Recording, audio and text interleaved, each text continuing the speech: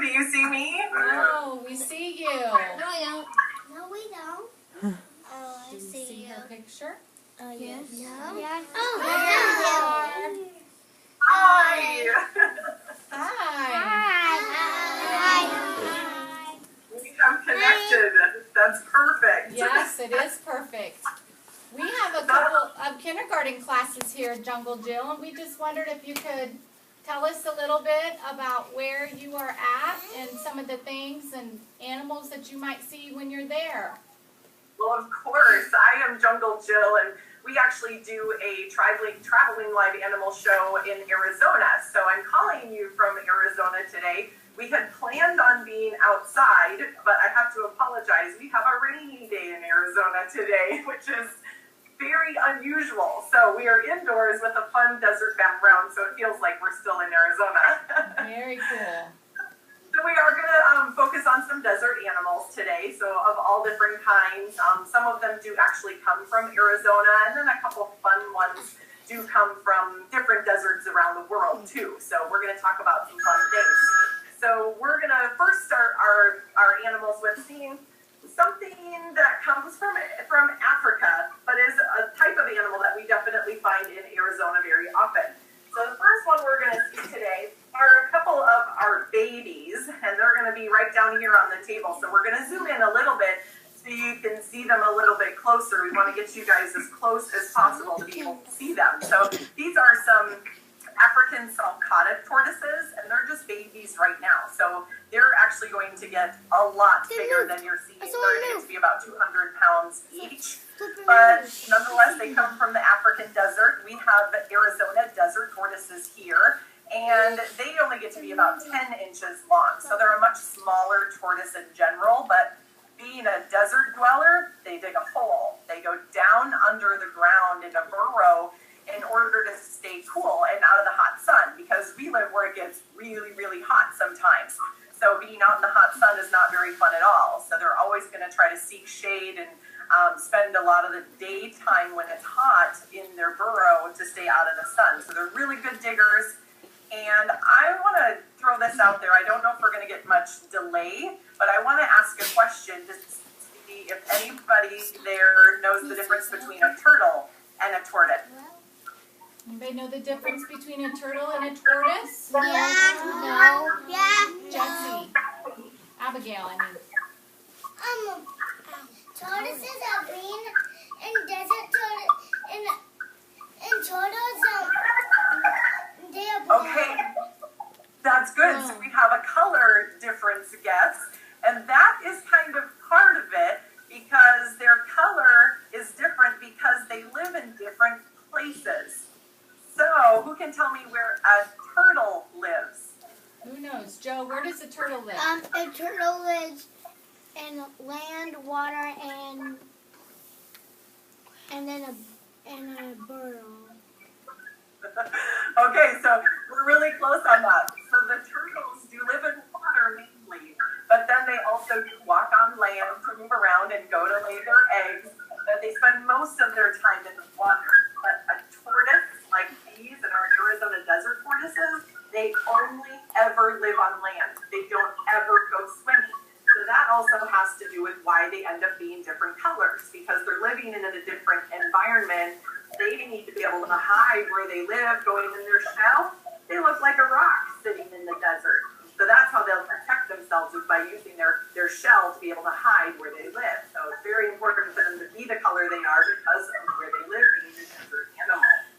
So these were the first ones we're going to see today. We're going to see lots more desert animals. So sit tight, sit back and relax. Maybe we'll open it up for a question session at the very end instead of doing questions as we're going, because that might get a little bit confusing if we're trying to go back and forth too much. So the next one we're going to see today, we're going to focus on an animal that comes from our Arizona desert that maybe some of you have seen before in Kansas. We're going to focus on an animal that looks like this. We're going to try to get you guys a good close-up of it. Let's go this way. Scorpion. It is a scorpion. Now this is called a desert hairy scorpion. This is native to Arizona. It's one of the largest types of scorpions in Arizona. And its venom isn't very toxic, so it's not as bad as some of our other scorpions we have here. They get the name hairy scorpion because they actually are very hairy on their tail. So it's kind of interesting. They're kind of fun to have, good to have around because they smaller scorpions. And we have smaller scorpions for you guys to see today. So I'm going to get those out. We're going to set this one down here while we get some other ones out because these are really cool. The next ones we're going to see today are some of our bark scorpions. Now, I believe that you in Kansas have what is called a stripe-backed scorpion. A striped bark scorpion. So if they probably look a little bit like this, but have stripes on their back. Now they're a pretty venomous scorpion. A sting from one of these hurts very, very badly. So in Arizona, people happen to have scorpions in their houses and homes. A lot of the times they will try to find them and get them out, and they will wait till the nighttime. They'll turn out the lights, and they'll use a special type of light called the black light. And we're going to see if we can demonstrate this for you here today. If you use a black light in the dark, scorpions will actually glow. So what's happening is they fluoresce under the ultraviolet light of a black light. So can you guys see that? Yes. How cool. So it's really kind of cool. It's easy to find them at nighttime, or even if you have them in your backyard and you want to just go look at them a little bit, you can use a black light and find them in the dark. But tell me, do we ever touch a scorpion? No. But you gotta be kidding me. Those things are venomous. Never touch a scorpion because they sting. And it can be very, very painful. So now that we've seen these ones really cool under the black light, we're going to take a quick peek at just a couple other kinds. Because in Arizona, we have about 30 types of scorpions. That's a lot. In Kansas, I believe you only have the one. I could be wrong on that. I tried to do a little bit of quick research. But this is another one we're going to take a quick look at. This is an African emperor scorpion. So it's Wow!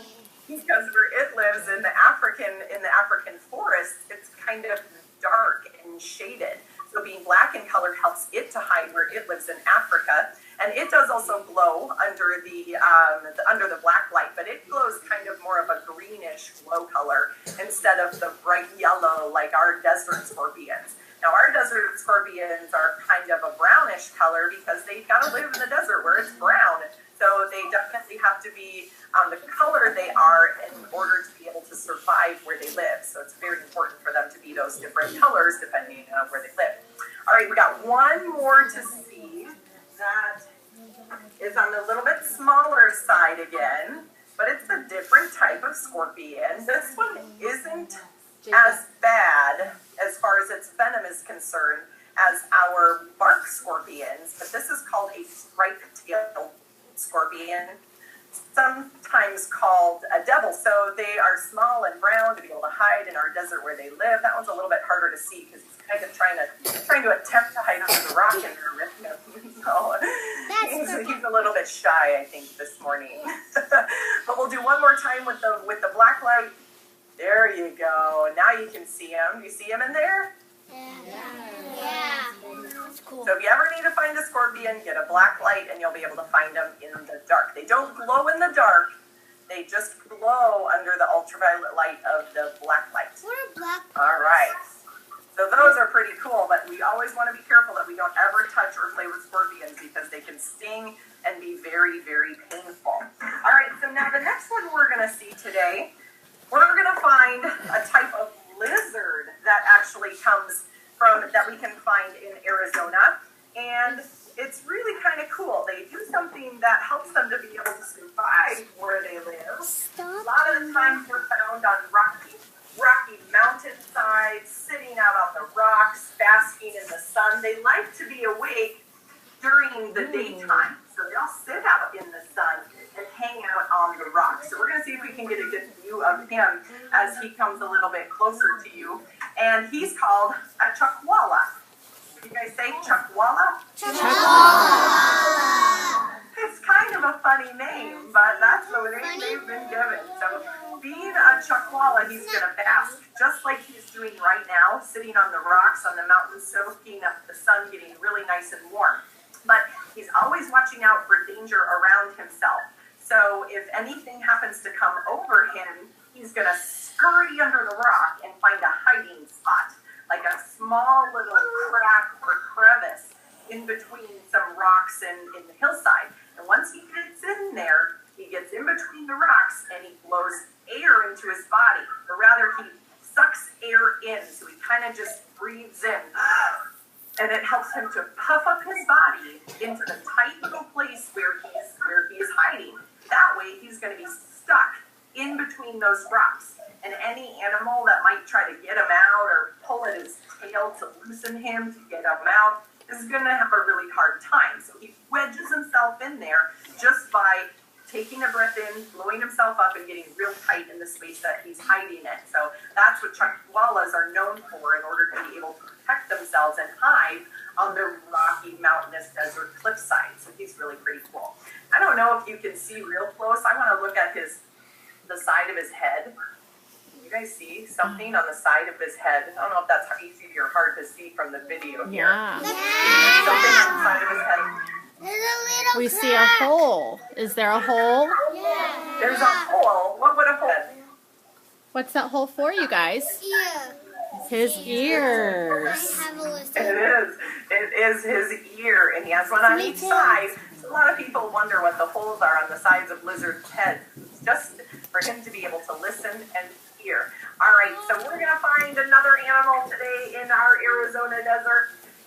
And the next one we're going to see today is an animal that's pretty commonly found. And the next one we're going to see today, are we going to lose everybody in there, or do we need to? No, we're good. We're losing about part of them, but the rest of them are staying. I just didn't know if you had something else to go to, because we were a little delayed in contacting you. We're so. perfect. Is a snake, and this is my friend Kiefer, and Kiefer is called a king snake. King snakes are often found in Arizona, and this is considered to be a California king snake, but they are found in Arizona too. So the king snakes are a really good snake to find because they are non-venomous. They also including rattlesnakes. So that way you have less rattlesnakes around if you have a king snake hanging around your house or somewhere near where you go hiking or camping. So king snakes are often a very good snake to find. Now she is a non-venomous snake, so we don't have to worry about a venomous bite from her at all. And they are typically going to be out during the daytime, except for when it's really hot. Then they'll hide during the daytime under cactus and come out a little bit more in the morning and the evening. So when it's really hot, they don't really want to be in the hot sun. So we're going to find another similar animal to Kiefer the king snake now. Another animal that is often found in our Arizona deserts. And I believe you might actually have an animal similar to this in Kansas. So the next one we're going to see is my friend. Her name is Toro, and Toro looks like this. So now have another snake, but she's actually called a bull snake. And this type of snake, sometimes they're called a gopher snake. So depending on where you live in the United States, it might be referred to as a different kind of snake. But they're the same kind of snake. It's also a non-venomous snake. So that's why it's okay for me to hold her. She is a pet, and she's been touched and held. So she's not scared. She's not afraid. So that's why she doesn't mind being held. But again, she is a non-venomous snake. But what's really interesting is that this type of snake, the bull snake, actually mimics the rattle. So as other animals or people come close to that, if they're sitting out in the wild, she will shake her tail. She'll kind of rattle her tail. But I don't know if closely you can see, there are no rattles on her tail. So when she shakes her tail, it doesn't make a rattling sound like a rattlesnake. But sometimes while she's vibrating it, it might be hitting against some dirt or even some leaves down on the ground, some leaf litter, and that might make a little bit of a rattling sound. Sometimes it might even be coupled with a little bit of a hiss, which sounds kind of like the rattle of a rattlesnake. So with both of those things combined, she might look like a rattlesnake and even sound a little bit like a rattlesnake. So animals will stay away from them, and that's how they stay safe. So it is very important for them to be able to do that. It is kind of interesting. So being the color she is, helps her to hide and camouflage in the desert where she comes from. So she can definitely blend in with her colors she is. So we've seen 2 snakes now, both of them non-venomous. But now we're going to take a peek at an animal that comes from Arizona that everybody worries about seeing when they come here. So the next one we're going to see today is actually going to stay in his tank. He's not going to come out. Jungle Jill is not going to hold him. Any guesses? What do you think it's going to be? What do you think, guys? A rattlesnake. Think? A lizard. Do you think? Can we find those in Arizona in our desert? I know. Let's see. Actually, can. And what we're going to see next is, in fact, a rattlesnake. Yes, do it. Let's hear what she All right, has let's to listen. say. Yeah. Look, you guys. So, our kitten is actually in a tank. And that right over there is Captain. Down the bottom. He's sitting right in that light. There we go. Now we might be able to see him a little bit better. So he is a rattlesnake. He's called a sidewinder. And they are given that name because of the way that they move, the way that they propel themselves across the sand in the desert. So it is really kind of cool. And sometimes known as a horned rattlesnake because they have little scales that are raised above their eyes. And it kind of looks like they have horns on the top of their head. Oh, look at the So top of can you his see head. him sitting right there? Yes. So Kim, never touch him. You don't ever touch a rattlesnake because they are a venomous snake. And a bite from them is going to hurt very badly. Probably even have to go to the hospital if it were to get bit by a rattlesnake. We have to be very, very careful in our independent desert. But the good thing about them is they actually give you a chance. They give you a warning. If you're getting close to a rattlesnake, they'll rattle their tail. Basically, they're telling you, hey, you're too close. Back off. Get away. So their rattle is their first warning that you are getting too close to them. They don't want to bite. They're not a bad animal. They only bite if they really are scared and threatened and need to protect themselves. So it's kind of a last resort. So they won't bite if you just decide to go the other way and leave them alone. So the biting is only if they absolutely have to. So they won't do it very often. And we're going to move on to another animal now.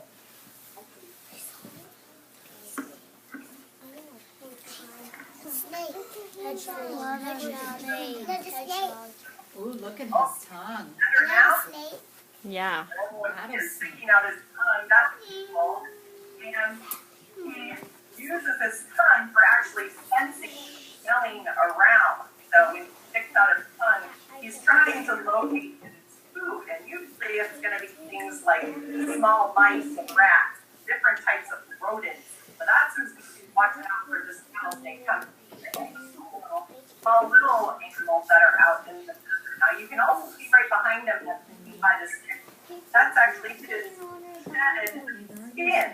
So after he grows and gets bigger, he's going to lose outer layer of skin. It's going to come off. So that's what you kind of see there. All right. So now after seeing him, oh, he doesn't like that. We're going to see if we can get him to move to the sideline. Is what's kind of cool about that. Then if you see his tail, you can actually see rattles too. You see it here at the back end? Pardon me. She's rattled. Do this high, get away. All right. So now the next one we're going to see today is an animal often found at nighttime in our desert. Ooh, what's it going to be, And the guys? next one we're going to see today I knew it. You should do it. It's a spider. and it's found. It's a tarantula. You guys know what that is? A Oh, listen, let's see if we're right. It's actually called a Mexican red-kneed tarantula. So this is often found in maybe sometimes southern United States. But it's a tarantula. It's a spider. So how many legs do it have? 8. You're right. Legs. And typically, they're going to be found in a burrow. And they're spiders. So they can spin a web. Oh, excuse me. They will spin the web out on the ground of your burrow, on the floor. They'll wait for anything like a cricket to come running by. If they touch the web, the tarantula will pick up the vibration, know exactly where it is, bounce out and grab it. So they definitely do spin a web, but it's a little different than a lot of other spiders. They spin a web on the ground. Now, this tarantulas actually do have lots of hair around their body, and that's their defense. That's how they protect themselves. They can flick the hairs off their body onto something that's coming close to them. So if an animal comes close, they'll do a little flick with their back legs against their abdomen and flick off the hairs and get the hairs into their face or their eyes. So that might scare away the animal coming towards them. So that's why they're really hairy. You can also use the hairs for feeling vibrations and picking up if anything is coming towards them. So they come out at nighttime.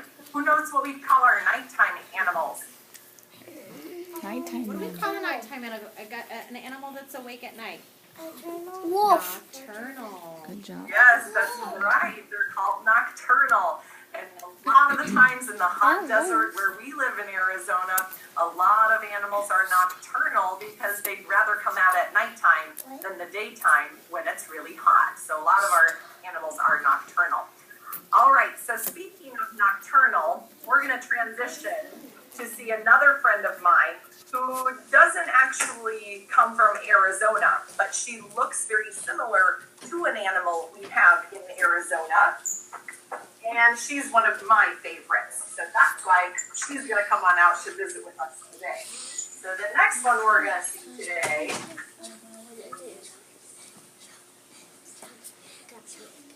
is sometimes a nocturnal animal. So sometimes we have to give her a second to decide if and when she's ready to come out and visit with us.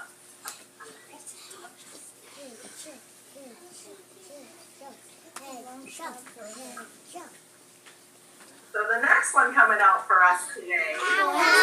Oh, look how cool, you like guys. this. And what is she? It's maybe owl. Is this like a real owl? So she is an owl, this Kiva. And Kiva is called a Eurasian eagle owl. So this bird doesn't come from Arizona, but she looks a lot like our great horned owl that we have in Arizona. I believe you have them in Kansas too. But they are characteristic with the feathers up at the top of their head, their ear tufts, and they kind of look like horns. So that's why the great horned owl has been called a great horned owl. So that's why she kind of looks like one also. But Kiva's a lot bigger than a great horned owl. The Eurasian eagle owls are considered to be the largest owls in the world. So they are pretty big as far as how tall they stand and how much they weigh. And when she puts out her wings, she has a 6-foot Ooh, swing look at her span. wings. She wanted to come see you guys a little closer out there. We have a puppet of the great horned owl. We'll sometimes hunt at nighttime. What does she come up with? That's really big. What does she come up here? Oh, guys, what does she have at Eyes. Eyes. Huge eyes. That's right. Her big eyes help her to be able to see and hunt at nighttime. So it's very important for her. Now, her big eyes are so big, they're stuck in her eye socket. Ooh. sees you guys on the monitor over there, and she wanted to come see you today. That's cool. But she's gonna stay right here with me today. She's always fun. She's always a good time. So she is pretty awesome. I don't know if you can see on her feet, since she's a hunting bird. Look at her She feet. has some pretty awesome talons. Can you see her talons down there on her feet? Her they're talons sharp. help her for catching her food. Since she's a hunting bird, she needs to be able to grab and hold on tight. So her talons are really important for her for gripping and grabbing. And that's why I wear this glove when I'm holding her. If I don't have the glove on and she tightens her feet, her talons would poke right into my skin. So that would be very painful. We have to make sure we wear a glove when we're holding her. So Kiva is actually the very last animal that I have for you guys today. So I hope you guys enjoyed seeing some of my desert friends, and thanks for joining us to join you and for your Arizona time. So that's very fun that you guys get to do this at your school. That's really cool. You should thank your teachers for taking time to learn about it themselves in order to be able to teach you guys. So we appreciate you having us today. Do we want to do any questions, or do you guys have other things you need to get to today?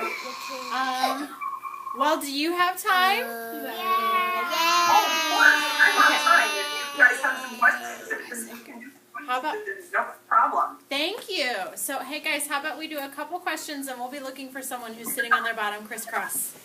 Someone who's been sitting here making good choices. How about Bella? What's your question? Can owl's head turn? Can an owl's head turn? This is a very good question. I'm assuming it means, can the owl turn its head all the way around? She cannot turn her head all the way around from looking forward all the way to looking forward again. She can turn her head about 270 degrees around from the front. Wow. So she can turn and kind of look that way. Then she can come back to the front. And she can turn her head and look 270 degrees the other way. So it's not a full, complete circle from front looking to the front again. So it's kind of a hard thing to understand, a little bit confusing, but not a full circle. She can't keep going around and around and around. That's a good question. Very good. Ella. Is there? I know another kind of owl in Arizona, an elf owl. So does an elf owl live in Arizona? Hello. Yes, it definitely does. We have. I found it in my bird book. Oh, let her talk. And the elf owl is one of them. That's a good question. Somebody knows their Arizona deserts. Good job. Yeah. And I found it in my bird book. Do rattlesnakes shed their skin? They definitely do. I don't know if all snakes shed their skin. I don't know if you noticed in the tank with the sidewinder, there was a little bit of dry skin next to him, and that's his shedded skin. So they do that usually every couple of months. It just kind of depends on how much they're eating and how fast they grow, how often they're going to shed their skin. But all snakes shed their skin, yes. Well, and one thing that we learned this year about the rattlesnake, that every time they shed their skin, their rattle gets a little bit bigger, right?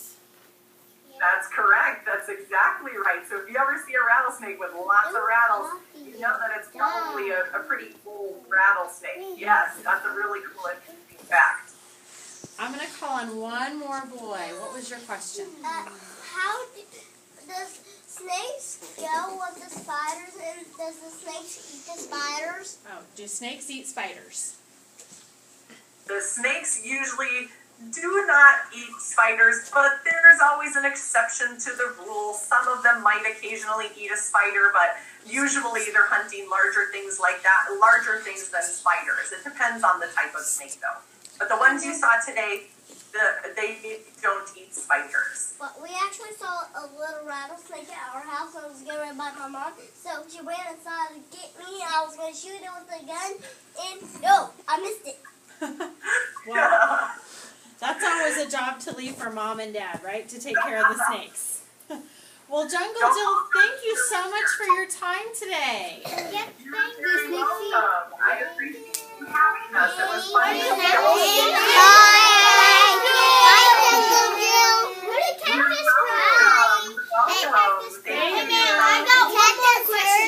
you, Jungle Jill. Are you from Kansas? Thank you. Can I get all